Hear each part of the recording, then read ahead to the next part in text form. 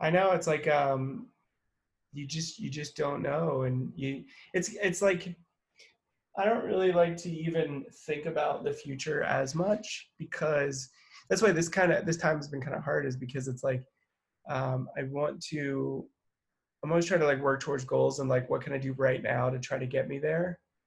Um, and then being like stuck here, there's not but so much you can do. Yeah. And if I don't feel like I'm super productive, if I'm like writing, like right now, my writing is just horrible. Like I've not Yeah. been able to write. I sat down this morning for an hour and a half and I kind of got one scene done, but it was like, it's a very poorly done scene.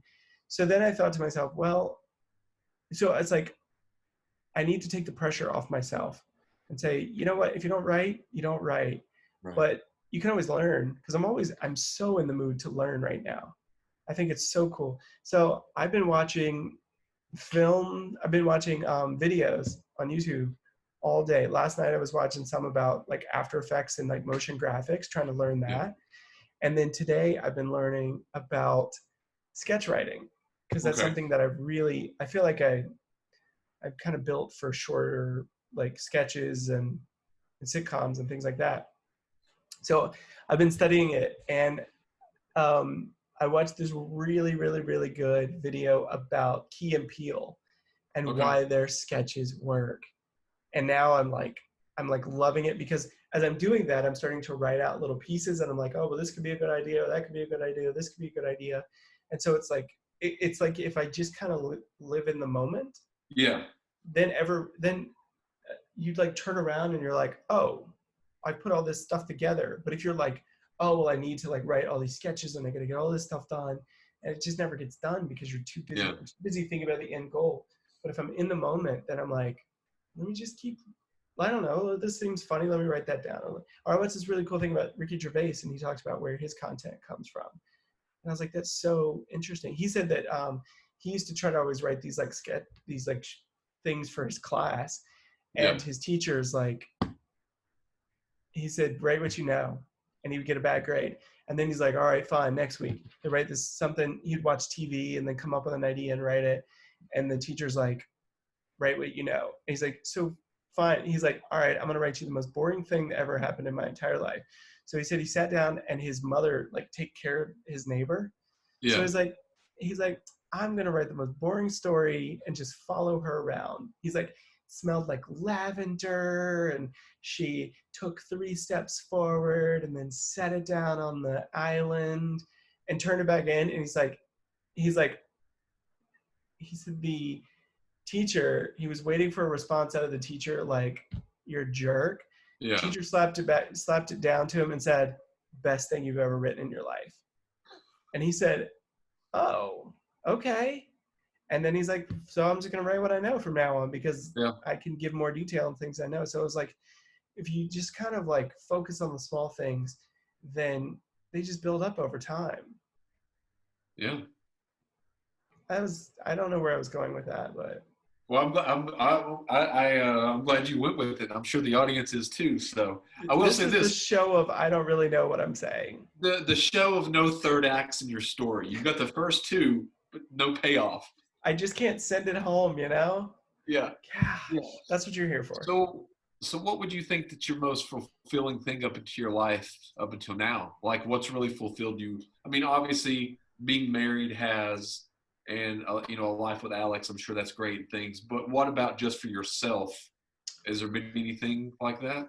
I would say I'll focus more a little bit more on career wise. I think that being a mascot was very fulfilling. I was telling someone the other day how you were a mascot, but you had to keep it hidden from everyone. It was so much fun. I miss it. I miss it all the time. But that was very fulfilling because I think that you got instant gratification. Like you got Right. instant gratification, but you knew that you impacted someone's life Because you get the instantly. feedback immediately, like when we used to be on stage. Yeah, We exactly. would get feedback immediately. Like this and the radio show, I always really liked. But the best part of the radio show is when we took calls because at that moment you knew that people were listening Yeah. and you knew that you were making some kind of impact. So those types of moments. So mascotting would be a big one. Doing the show when we could get calls, and when I did my sketch comedy show Right. in 2005, because the audience was there and they were laughing and you knew that it worked. Those are probably the three most gratifying things. Well, I was when I was looking yesterday, the old it wasn't Wikipedia, but we had a Wikipedia page for the Midnight Mutant Show, and near the end of the page, 2009, the Mutants launch Mutants TV, and there was a link to the live stream. So I clicked on it, but it isn't up now. Yeah. And I was thinking about how far the technology has come now, because now this is possible, Zoom, but this is what we wanted then. Yeah. And that's what we tried to do with the little funds and technology that we had. With so I was like, stream. wow, Jake and I have been trying to do the live stream stuff for over a decade. I mean, over a decade.